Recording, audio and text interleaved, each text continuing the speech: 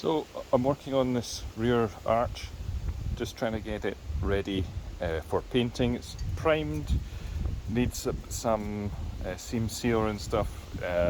It's been welded up under here in terms of the inner arch as well, so that's all good.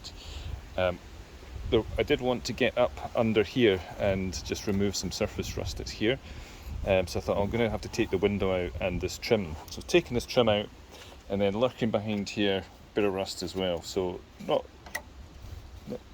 really, a bit more surface, or maybe just a little bit more than surface, but not serious.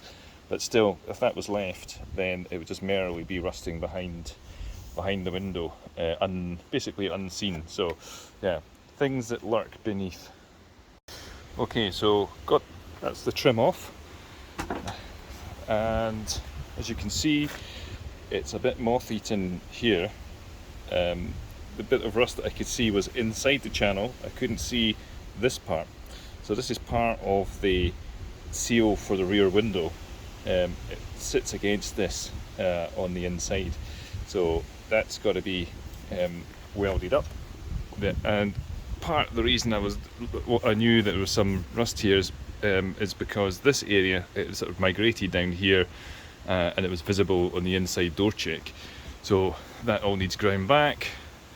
Need a little plate on that on the inside, and yeah, cleaned up as much as possible. But yeah, that's what's lurking around